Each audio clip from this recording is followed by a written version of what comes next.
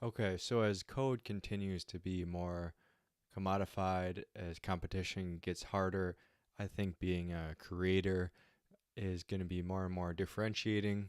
It's also fun. And as someone who's done over 270 YouTube videos, done a podcast, newsletter, here's how I would think about doing it if I were to start over as a developer in this technical niche. So we're going to start with the goals that I would suggest having, and then I got 3 steps to do that, and then we're going to walk through like an audit of my stuff so that you can see like how we apply this thinking. So first off, goals. Goals. Pull up this one. The goal. I'm gonna assume you have your own business or personal reasons for wanting to create content. So my measure of like doing this well is finding finding a medium first of all that works for you. So this I just mean like audio, video, or text. Like if you've never done content before, it's hard to know like what really works for you, what you like. And so that's we got to get clear on that before we pick the second thing, which is the platform to focus on.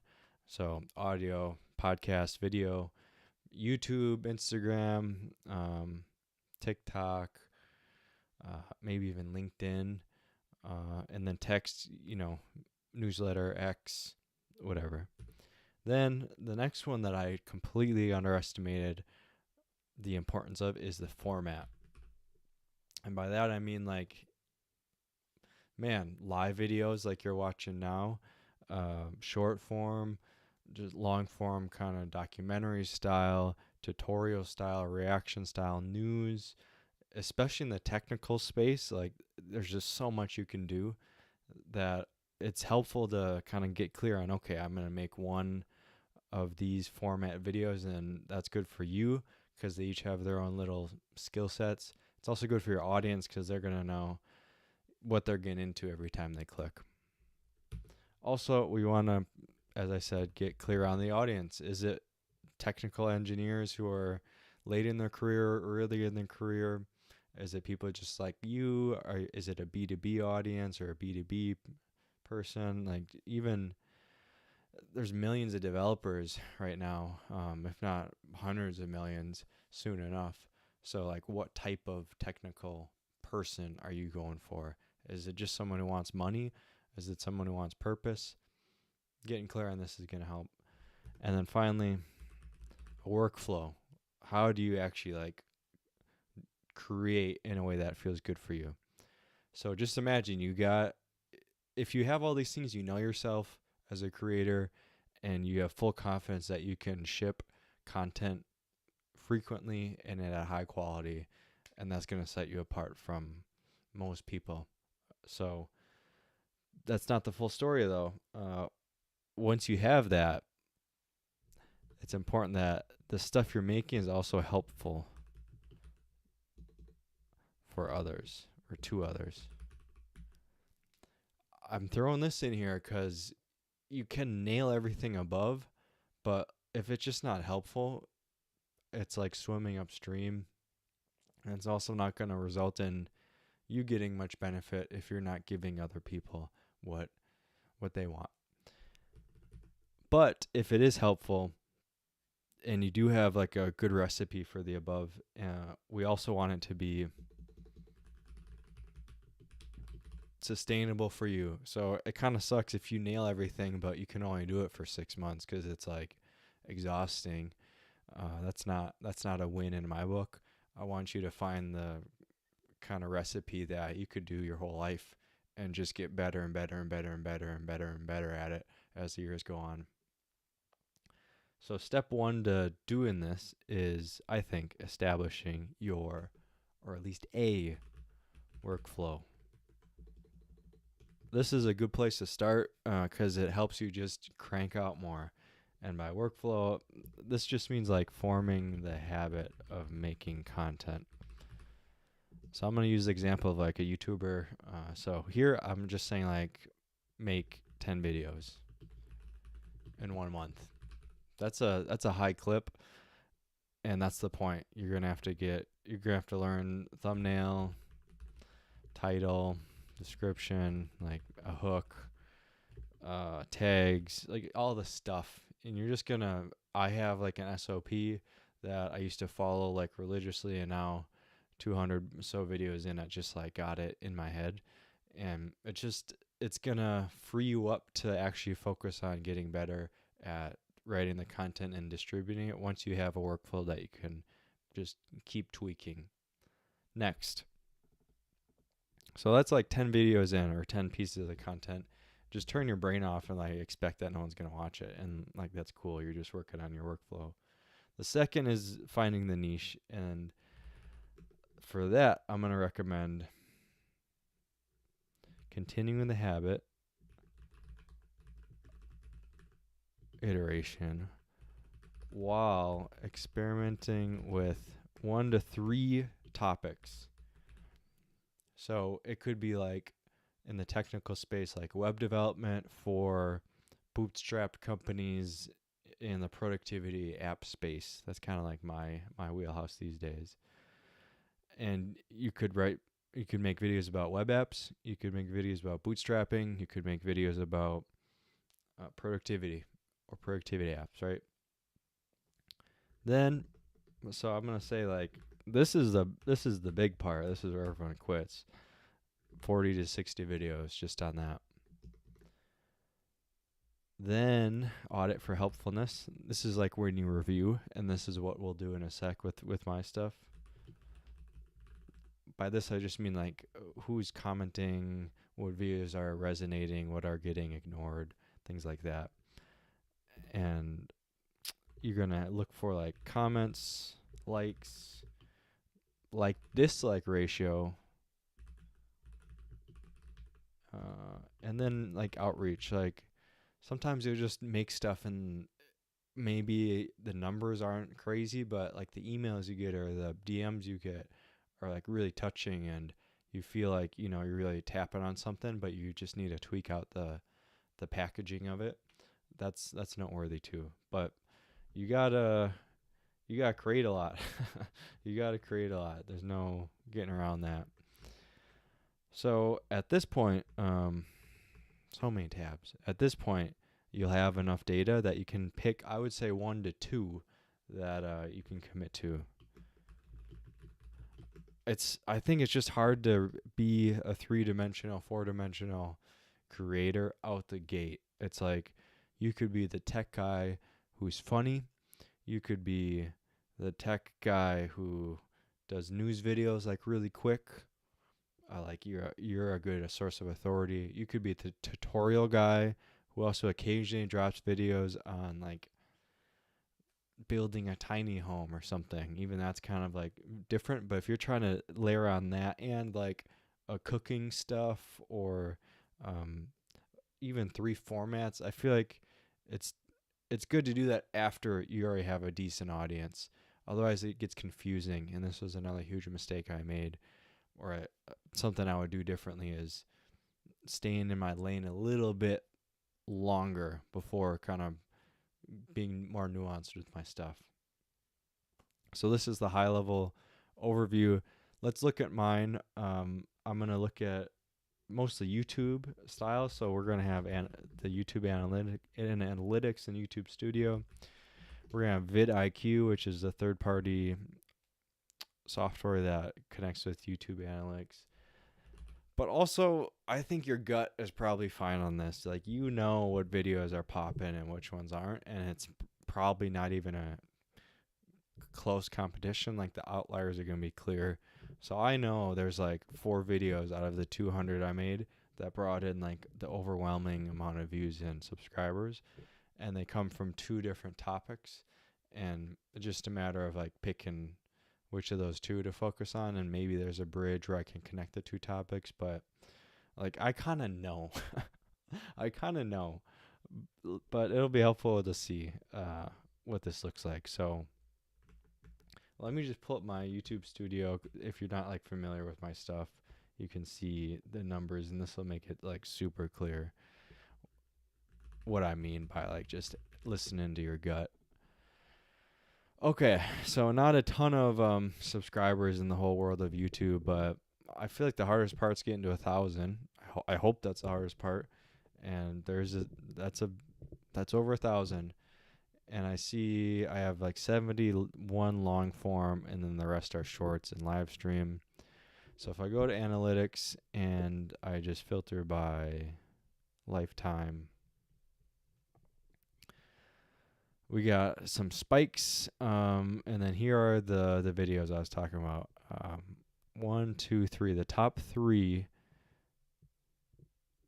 were bullet journal related. So that's like productivity and analog productivity.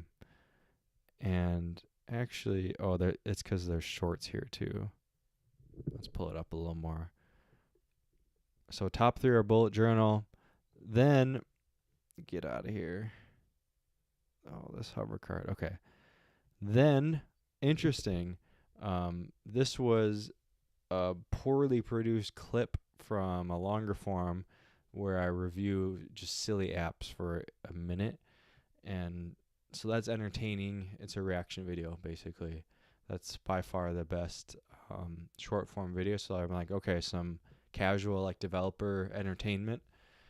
Then we got like a tutorial on how to debug an app in React. Then we got a lifestyle one. By the way, these 3 combined aren't even gonna hit the top one that I had up here. So we're kind of getting into the weeds a little bit.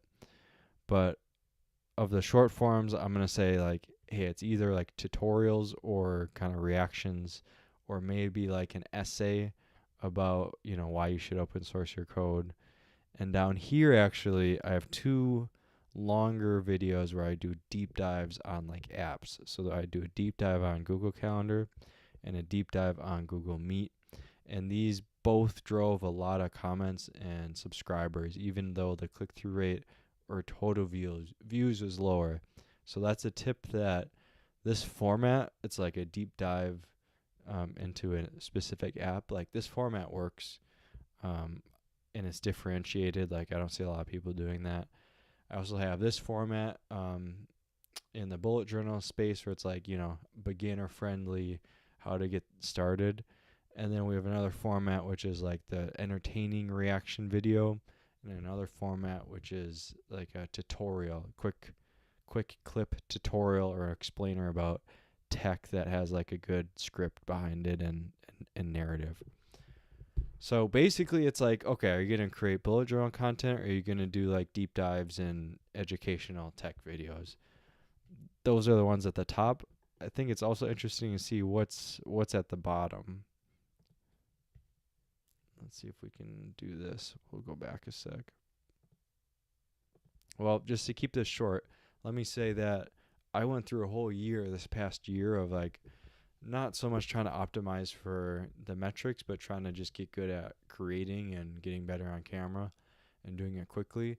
And so a lot of my videos were, I would say, first principles productivity breakdowns and tips. So idea heavy, like semi-philosophical, and none of those are on this page at all. Like not, they're just not breaking through. So yeah, I mean, um, that's noteworthy. Like I spent a whole year making those types of videos, and they're not on this page. So at some point, I gotta step back and be like, hey, that's just not what people want. And if it's my goal to give people what they want, I probably shouldn't keep doing that. So that was YouTube Analytics. This is a paid app. It's not too expensive.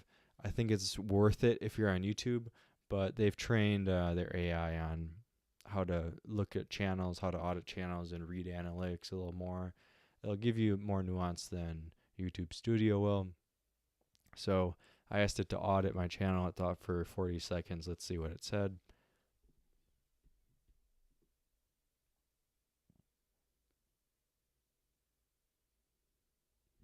Okay, it's recognizing the 2 content areas we talked about, like productivity and journaling. And then it's seeing, let's see, the difference between the 2. and the different vibes and audiences. Yeah, so this is pretty nuanced. Like, it's picked up that I have two different audiences.